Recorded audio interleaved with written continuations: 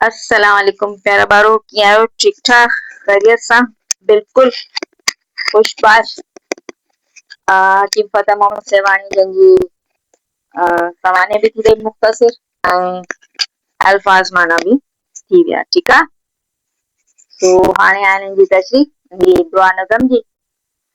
दुआ जे हवाले सां तव्हांखे ॿुधाए छॾ त दुआ छाखे चइबो आहे? इल्तिजा, गुज़ारिश, दरख़्वास्त ऐं रब खे ॿधाइण, रब खां दुआ घुरण ऐं गिड़गिड़ाइण। ठीकु आहे न।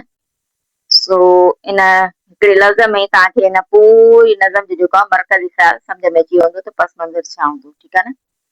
ऐं पस मंज़र जे हिसाब सां बि तव्हां हिनखे अंदाज़ो हणो त हीअ नज़म इन्हनि उन्हनि ॾींहंनि में लिखी आहे जॾहिं पाकिस्तान जी आज़ादीअ जा ॾींहं हुया ऐं मशहूर उन ॾींहंनि में थी विया ऐं ख़ासि तौर ते जिन ॾींहंनि में हिंदू ऐं मुस्लमान जो जेको आहे उहो घणे खां घणो जेको आहे उहो टकराव हली रहियो ऐं पूरी दुनिया में मुस्लमान सां जेका हालत हुई उन ख़िलाफ़त तहरीक ख़िलाफ़त जे ज़माने में। सही आहे। सो उन ॾींहंनि में ज़ाहिरा आलिम हुया, वॾा इंसान आहे, वॾी नज़र हुई।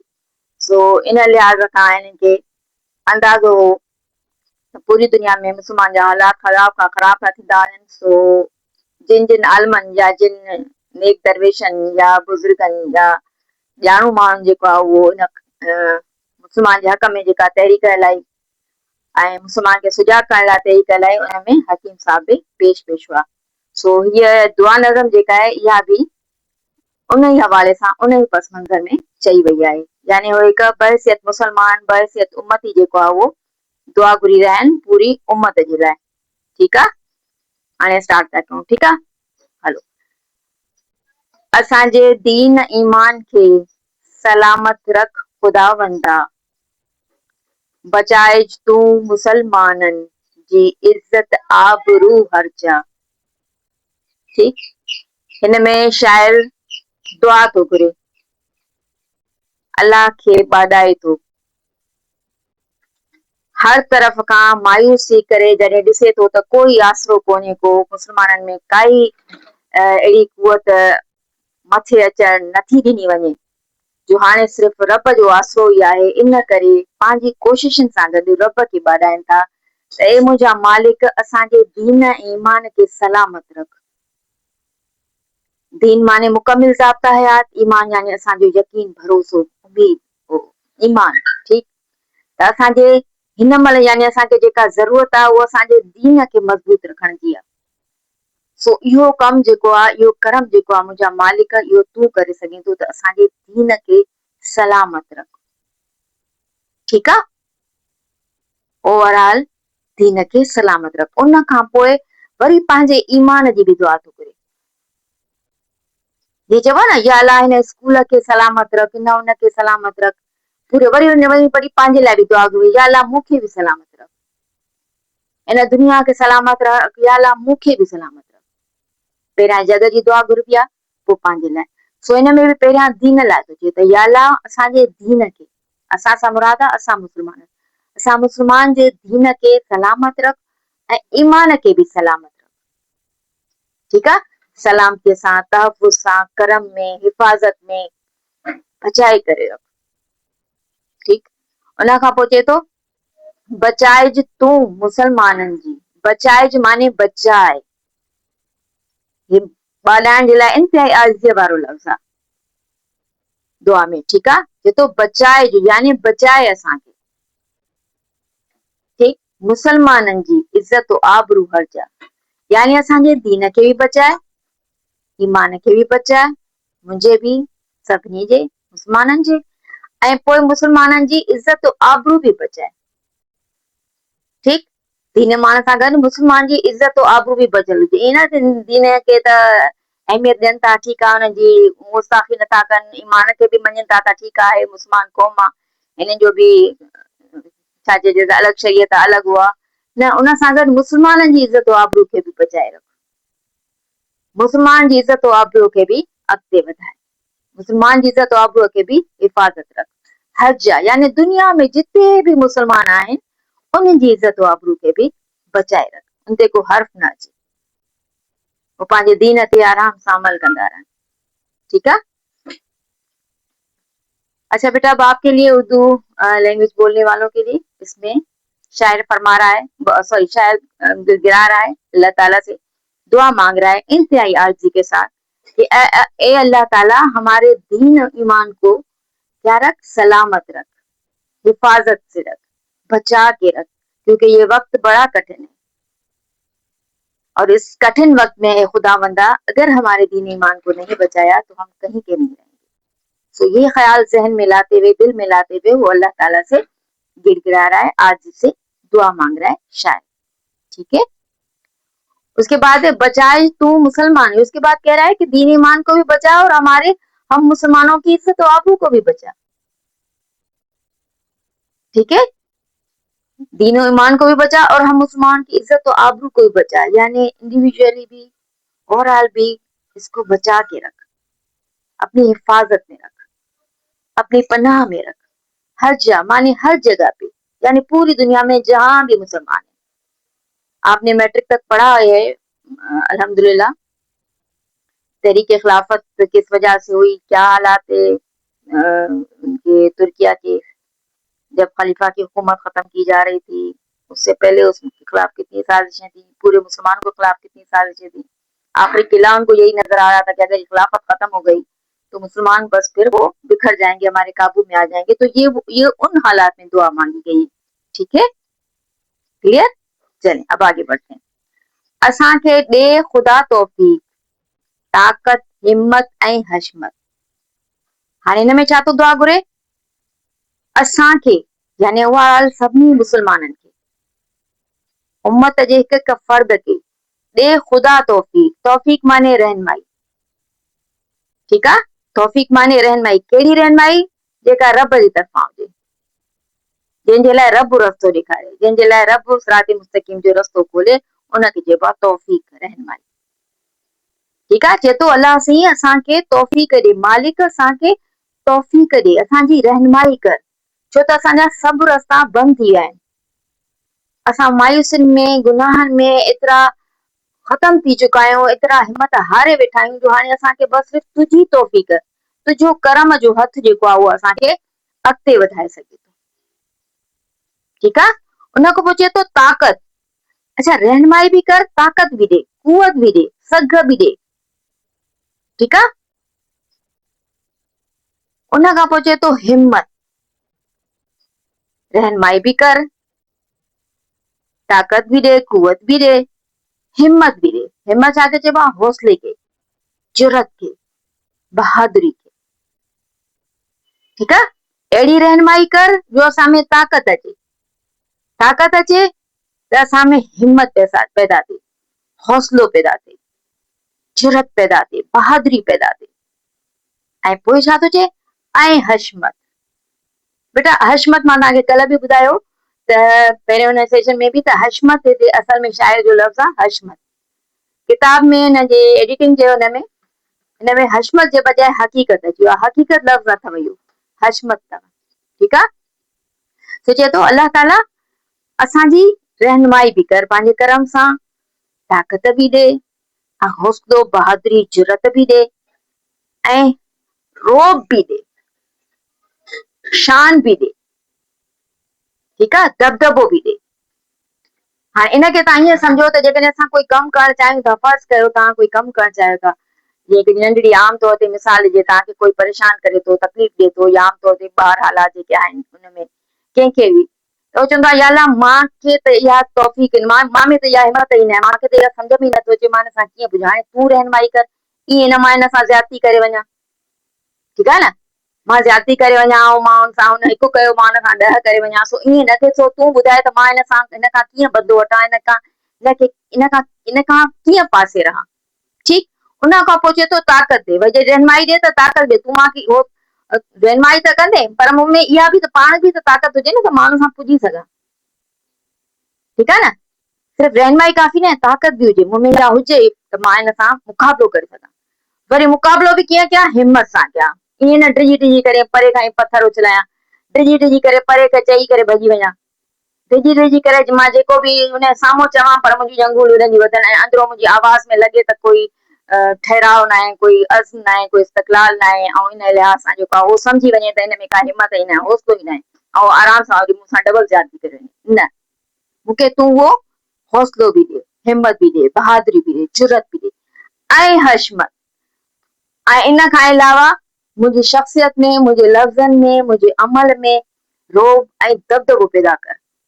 हिकु मुस्लमान वारो रोब ऐं दबदबो, हिकु दीन इस्लाम ते हलण वारनि जो रोब ऐं दबदबो। जीअं नबी सल्लल्लाहु अलैहि वसल्लम जे ज़माने में नबी सल्लल्लाहु अलैहि वसल्लम जन हलंदा मफ़हूम, त उन्हनि जो रोब दबदबो अलाह ताला घटि में घटि फरमाईंदा आहिनि त 2 मीलनि जे फासले ते जेको आहे इहो मतिलबु उनजो हूंदो, यानी एतिरो परे ते काफ़रनि ते उनजो रोब तारी थींदो। वरी उन्हनि जे दीन ते हलण वारनि में, उनजे असहाबा में, उन खां पोइ बि हींअर कोई बि हाणे आम ज़माने में बि कोई आलिम वग़ैरह ॾिसो त उन ते अलाह ताला जे मथां एतिरो करम हूंदो आहे जो पंहिंजी सची ॻाल्हि बिल्कुलु पूरे रोब ऐं दबदबे सां चवंदा आहिनि, उनजी ॻाल्हि खे कोई ठुकाए न सघंदो, उनजी ॻाल्हि खे कोई रद्द न करे सघंदो आहे। उहो सोचण ते मजबूर थी वेंदो आहे त हे साम्हूं वारो शख़्स बिल्कुलु सही थो चए। अलाह ताला सच ते हलण वारनि जे मथां एतिरो करम कंदो आहे जो जेके कूड़ा ऐं काफ़िर इन टाइप जा माण्हू हूंदा आहिनि, उन्हनि जे दिलि खे अंदरों ख़ौफ़ ज़दा करे छॾींदो आहे। उन सचे माण्हू जो उनजे मथां रोब तारी करे छॾींदो आहे त हे बि उहा ई दुआ थो करे। ठीक है। अच्छा बेटा, अब आपके लिए, अब इसमें क्या कह रहा है कि अल्लाह ताला हमें तौफीक दे, यानी ए अल्लाह ताला हमें से मुराद क्या है, असांखे माने हमें माने पूरी उम्मत मुसलमान, सब मुसलमान, कि ए अल्लाह ताला हमारी तू रहनुमाई कर, क्योंकि जो तूने हमसे मतलब जो पहले के गुनाह हुए हैं या जो हमसे जो भी कोताहियां हुई हैं, जाहिर इंसान कोताहियां भी होंगी, तो जो भी हुई हैं तो उनकी वजह से हम वो तमाम चीजें खो चुके हैं जो तूने हमें सलाहियत दे दी थी, जो तूने हमें सीधा रास्ता दिखाने की तौफीक दी थी, वो हमसे छीन चुकी है, हम खो चुके। तो इसलिए अब हमें दोबारा से सिर्फ तू ही रहनुमाई दे सकता है, तू रहनुमाई कर, वरना हमें कोई चीज बाकी नहीं है। और सिर्फ तौफीक ना दे बल्कि ताकत भी दे, यानी रहनुमाई भी करे कि हमें कैसा काम कैसे कौन सा काम कैसे करना है, किस तरीके से करना है, ताकि हमसे कोई ज्यादती ना हो जाए, और साथ में हमें वो काम करने की ताकत भी दे। ठीक है। और उसके बाद ताकत इस तरीके से दे कि हम वो काम जो है वो ताकत जो है वो हिम्मत से इस्तेमाल करें, बहादुरी से इस्तेमाल करें, जुर्रत से इस्तेमाल करें। ऐसा नहीं हम डर डर के काम करें और जिसने हमसे ज्यादती की है और हमसे बात करें और वो उसे पता हो कि ये जो सच्चा तो है लेकिन इसमें हिम्मत नहीं है मेरा मुकाबला करने की, सो मुझे वो हिम्मत भी अता कर, सॉरी हमें वो हिम्मत भी अता कर। और हिम्मत के साथ क्या है, मेन चीज क्या मांग रहा है, क्या गिड़गिड़ा रहा है कि हशमत भी दे, यानी हम उसके सामने काफिर या जो भी हमारा दुश्मन है उनके सामने हम इस तरीके से पेश आए कि हमारी बात से, हमारे काम से, हमारे अमल से उसमें खौफ तारी हो, सॉरी उस पर खौफ तारी हो जाए, उस पर हमारा रोब कायम हो जाए, दबदबा कायम हो जाए। ठीक है। अच्छा, असामा के अगन जहिड़ा अजब इंसान कर पैदा, असामा के सां मुराद आहे कुछ, यानी वो आहे न क़ुर पाक में तव्हां हिकिड़ी मफ़हूम हिकिड़ी जमात अहिड़ी हूंदी जेका हक़ ते हूंदी, ठीकु आहे न, त जेकॾहिं कुझु माण्हू पंहिंजो कमु भरपूर तरीक़े सां अदा कंदा आहिनि त पोइ बाक़ी सभिनी जो उहो फर्ज़ किफ़ाया थी वेंदो आहे। ठीकु आहे न।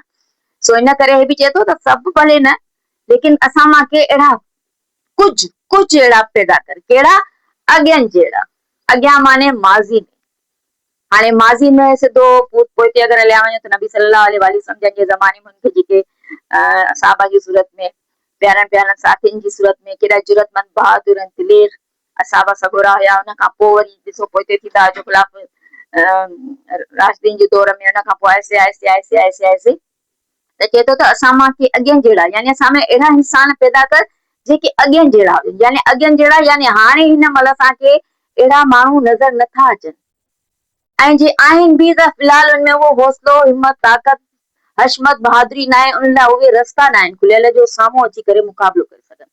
सो हिकु त उन्हनि माण्हुनि खे पैदा कर, ठीकु आहे, जेके पोयनि जहिड़ा हुजनि, बहादुरनि जहिड़ा, ठीकु आहे, ऐं ॿियो जेके हिन महिल मौजूद आहिनि उन्हनि खे बि अॻु बढ़ाई ॾे, उहे बि अॻिते अचनि। ठीकु आहे। जहिड़ा अजब इंसान कर पैदा, अजब माने अजीब, अनोखा, निराला, न कंहिंखां डिॼण वारा, न कंहिंखां ख़ौफ़ज़दा थियण वारा, न पोइते भॼण वारा, उनखे ॾिसी करे माण्हू हैरान रहिजी वञनि, काफ़िर हैरान रहिजी वञनि त ही कहिड़ा इंसान आहिनि, हिननि ते त कंहिं शइ जो असर ई नथो थिए। ठीकु, अहिड़ा इंसान पैदा कर, इंसान कर पैदा, यानी इंसान ई हुजनि, वो जीअं चवंदा आहिनि त जीअं हुनमें कादसिया जी जंग में जेको आहे उहो जॾहिं मुस्लमान विया हज़रत ख़ालिद बिन वलीद जंहिंजे हुन में, त जॾहिं दरिया पार कयो हुयऊं त ईरान हुननि खे ॾिसी करे हैरान रहिजी विया त हे भेणिया पाणीअ मां बि टपी आहे, हे जिन आहिनि छा?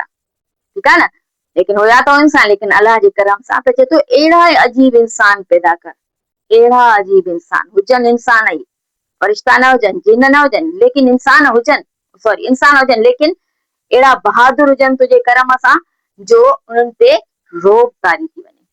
ठीक है, चले बेटा अब आपके लिए, अब इसमें आपको समझ में आ गया इसमें क्या कह रहे हैं, शायद क्या फरमा रहे हैं कि हमें तौफीक दे यानी रहनुमाई कर, रहनुमाई के साथ हमें ताकत भी अता कर, ठीक है, काम करने की सलाहियत अता कर, कुव्वत अता कर, और वो इस तरह अता कर कि हमें हिम्मत हो, बहादुरी हो, जुर्रत हो, हौसला हो, ठीक, और साथ में हमारा रोब भी कायम कर उन पे, ठीक है।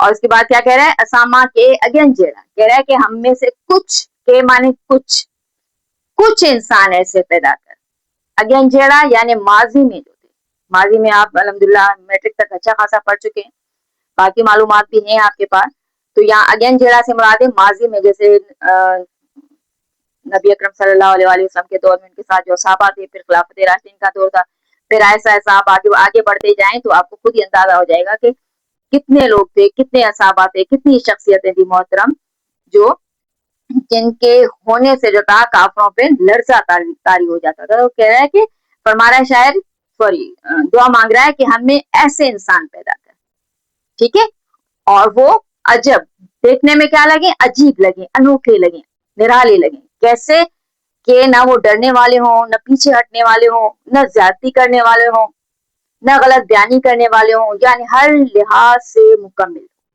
इंसान कर पैदा, और कह रहा है इंसान हो, ठीक है ना, इंसान से मुराद ये है कि मतलब ये नहीं कि मतलब वो हमारी जिन मदद करें या फरिश्ते हों या क्या है, लेकिन नहीं, इंसानों में ये सब सलाहियतें पैदा कर, ठीक है, कर पैदा, ठीक। अच्छा हाँ शेर नंबर 3, सॼी दुनिया में रख इस्लाम खे तूं औज इज्जत सां, फिर आगे क्या दुआ मांग रहा है कि सॉरी हाणे थोड़ो सिंधी में, सॼी दुनिया में यानी चए तो अल्लाह हाणे हे तो दुआऊं घुरी आहे, दीन के सलामत रख, ईमान के भी सलामत रख, मुसलमान जी इज्जत आबरू भी बचाए, सॉरी बचाए, तौफीक भी दे, ताकत भी दे, हिम्मत भी दे, हशमत भी दे, वरी अगेन जहिड़ा अजीब इंसान भी पैदा कर, जेके इंसान हूंदे जेको आहे उहो एॾो अज़ीम कर्म करे वञनि, पाणनि खे पंहिंजी जॻह तां बि हटाए सघनि, ठीकु। उन खां पोइ हिन में छा थो चए, सॼी दुनिया में रख इस्लाम खे, हाणे वरी वापस इस्लाम ते चए, फिरी गिरी करे ज़ाहिर इस्लाम ते ईंदो न, छो त मुकमिल जेको आहे उहो असांखे इन ते अमल करणो आहे, त चए थो सॼी दुनिया में रख इस्लाम खे, यानी इस्लामी कानून के, इस्लामी फिक्र के, इस्लामी ज़वाबित के तूं ओज इज्जत सां, चए थो इस्लाम जे कानून खे तूं ओज इज्जत, ॾिसो ॿई अम्मा न लफ़्ज़ अथव, कोई फेर घेर न आहे, मथां इज्जत आबरू वांगुरु, लेकिन जॾहिं ॿई गॾिजी था वञनि, जॾहिं ॿई गॾिजी था त मतिलबु आहे बेपनाह अज़मत, अज़मत जे आला तरीन दर्जे ते, ठीकु आहे न। सो इन वैसे ओज जेको आहे उरूज में बि ईंदो आहे, ठीकु आहे न, सो इन हिसाब सां चए थो त इस्लाम खे तूं जेको आहे या अल्लाह तूं बेपनाह इज्जत सां रख, जाते भी इस्लाम मौजूद आहे या वञे उते बेपनाह उनखे इज्जत ॾिनी वञे, ठीकु आहे।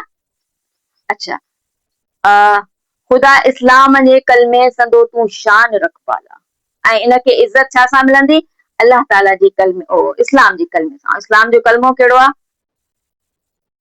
अल्लाह जी वहदानीअ जो इक़रार करण वारो, ला इलाहा इल्लल्लाह, यानी सभु गवाही ॾियनि, सभु गवाही ॾियनि, हिनखे मञनि, हिन ते अमल कनि, त बेशक इस्लाम जेको आहे जीअं बुनियाद ते क़ाइमु थियो आहे, इस्लाम जे बुनियाद ते उहा पुराणी ज़ंजीर हलंदी थी अचे, उहा ई आहे, हिकिड़े ई अल्लाह आयल आहे, सो उन्हीअ जो कलमो जेको आहे उहो सदाई छा रहे, अज़मत ते रहे, बुलंदीअ ते रहे, ठीकु आहे, शान रख पाला, वो कलमो जेको आहे बेपनाह इज्जत ते रहे, ठीक।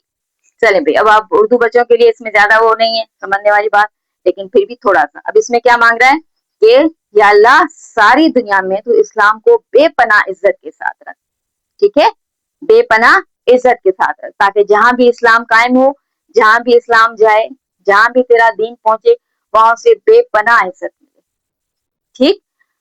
ख़ुदा इस्लाम जे कलमे संदो तूं शान रख पाला, اور یہاں پہ کیا دعا مانگ رہا ہے کہ اے اللہ اسلام کے کلمے کو تو ہمیشہ بلند رکھنا.